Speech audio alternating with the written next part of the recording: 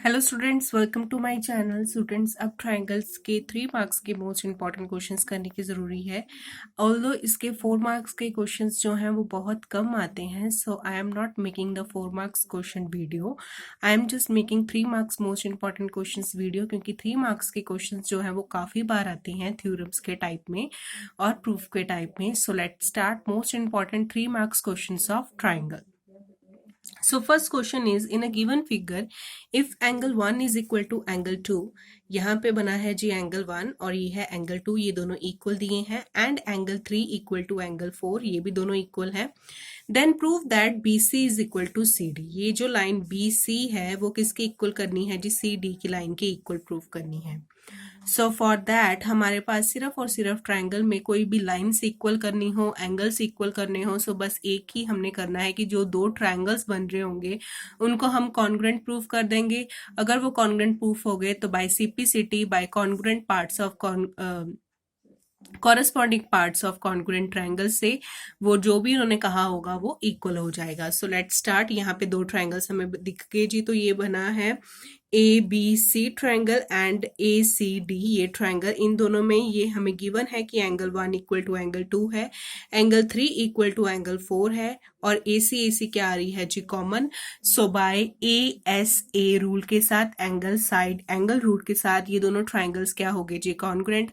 अगर ये दोनों ट्राइंगल्स कॉन्ग्रुएंट हो गए, so that means BC is equal to CD by corresponding parts of congruent triangle CP/CT. Now second question is, in a figure it is given that AB is equal to CF। ये आपको दो triangles दिए हैं, यहां से इतनी सी line जो AB है वो आपको इक्वल दी है CF के, एंड EF ये वाली लाइन जो है EF किसके इक्वल दी है? BD के, एंड एंगल AFE ये वाला एंगल जो है वो किसके इक्वल दिया है? CBD इस एंगल के इक्वल दिया है। ठीक है जी। और आपको प्रूफ करना है कि जो ये ट्राइंगल है AEAFE ये पूरा ट्राइंगल किसके कॉन्ग्रुएंट है? CBD इस ट्राइंगल के कॉन्ग्रुएंट है। सो फॉर दैट आपके पास यहाँ पे ये लाइन EF आपको लाइन गिवन है कि BD के इक्वल है, ये हमें एंगल भी मिल गया। सो सिर्फ हमें ये चाहिए कि ये जो लाइन है AF वो किसके इक्वल हो जाए? BC की। तो हमारे पास एंगल का रूल बन सकता है। सो उसके लिए AB किसके इक्वल दिया है आपको? CF की इक्वल ऑलरेडी गिवन है, सिर्फ ये BF उन्होंने इंक्लूड नहीं किया। सो जो हमें AB is equal to CF है उसमें हम दोनों तरफ adding BF on both side. अगर हम सेम चीज दोनों तरफ ऐड कर रहे हैं तो हम भी चीज कर सकते हैं। सो हमने दोनों तरफ BF जो है वो सेम चीज ऐड की है, सो दैट मीन्स तो भी वो क्या होगा? इक्वल ही होगा। सो AB प्लस BF क्या बना आपके पास? AF, और CF प्लस BF आपके पास क्या बना? BC। सो जो हमें चाहिए था वो बन गया। अब ये दो ट्राइंगल्स लेते हैं। So AF is equal to CB as proved above, और एंगल्स हमें गिवन है AFE equal to angle CBD, और EF is equal to BD ये भी गिवन है। सो कौन सा रूल बना? SAS रूल के साथ ये दोनों ट्राइंगल्स हो गए जी congruent. Now next, third question is, P is the point on the bisector of an angle ABC।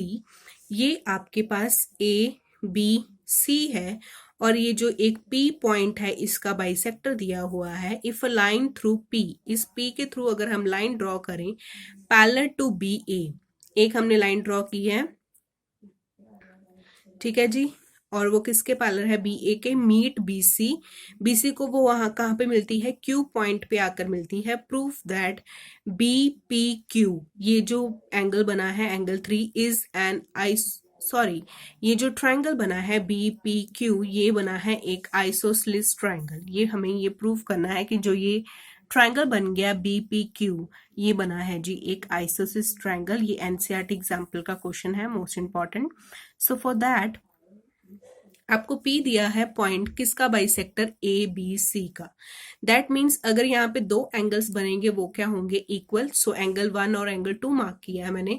So angle 1 equal to angle 2, क्योंकि BP क्या है आपकी? Bisector through P parallel to BA। ठीक है जी, एक P से ड्रू किया है और वो BA के पैरेलल है।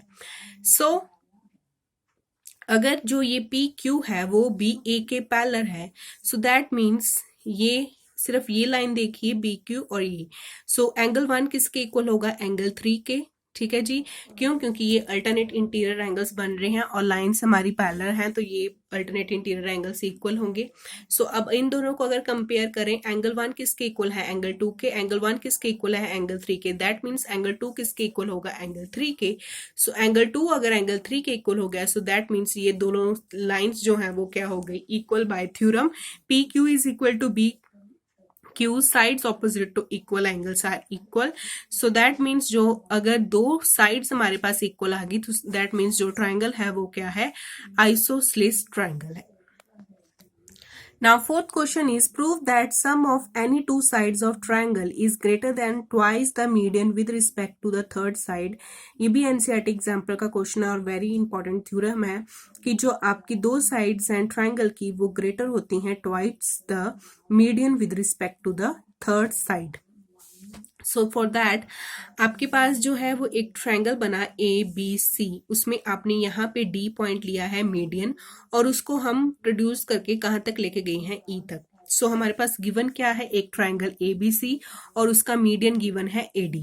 हमें प्रूफ ये करना है कि जो आपकी दो साइड्स हैं AC प्लस AB, इन दोनों साइड्स का सम बड़ा है किससे, twice the median. So median क्या है आपका AD, मतलब वो किससे बड़ा होगा, 2AD से बड़ा होगा, ये हमें प्रूफ करना है।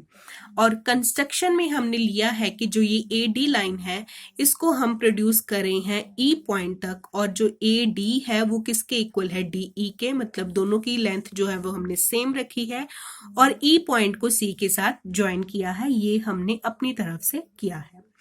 अब प्रूफ शुरू करते हैं। फॉर दैट प्रूफ शुरू करने के लिए हमें ये हमारे पास ये ट्रायंगल है ADB और EDC, ये दो ट्रायंगल्स जो हैं वो कॉन्ग्रुएंट प्रूफ कर देंगे।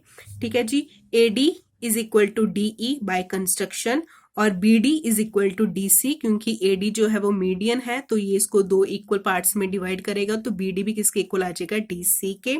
और ये जो दो एंगल्स हैं ये बन रहे हैं vertically opposite angle, ADB and EDC, ये वर्टिकली ऑपोजिट एंगल बने। सो बाय SAS रूल के साथ, साइड एंगल साइड रूल के साथ, ये ट्रायंगल बन गया आपका कॉन्ग्रुएंट। और अगर कॉन्ग्रुएंट बन गया सो दैट मीन्स इसके सारे कॉरेस्पॉन्डिंग पार्ट्स जो हैं वो क्या होंगे, इक्वल। सो AB किसके इक्वल होगा, EC के। ठीक है, बाय CP/CT। ठीक है जी, अब इन ट्रायंगल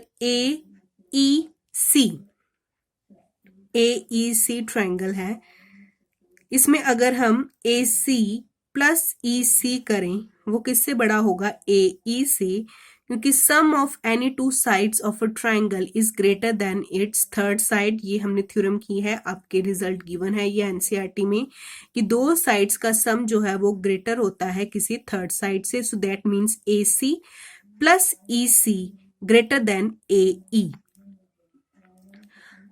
आगे हमने ये प्रूफ कर चुके हैं कि जो EC है वो किसके इक्वल है, AB के। सो दैट मीन्स EC की जगह हम क्या लिख सकते हैं, EC की जगह क्या लिख सकते हैं, AB। सो AC plus AB greater than AE। अब ये देखिए AE क्या है, AE आपके पास ये जो लाइन है ये क्या है, AD प्लस DB है। सो मतलब ये दोनों की लेंथ सेम है, सो इसको हम लिख सकते हैं 2AD बाय कंस्ट्रक्शन, क्योंकि उन्होंने गिवन दिया था कि दोनों इक्वल लेंथ्स के हैं तो इसको 2AD भी लिखा जा सकता है। सो दैट मीन्स जो हमें रिजल्ट चाहिए था वो हमारा बन गया AC plus AB greater than 2AD। Now fifth question is in a given figure triangle CDE,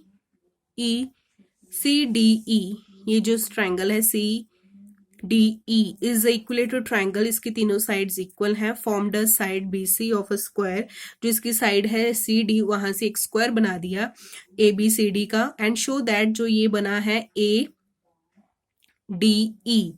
ये जो ट्रायंगल बना है AD और E, ये जो ट्रायंगल बना है वो किसके कॉन्ग्रुएंट है, BCE, इस ट्रायंगल के कॉन्ग्रुएंट है। ये पूरे का पूरा और ये पूरे का पूरा हमें प्रूफ करना है जी।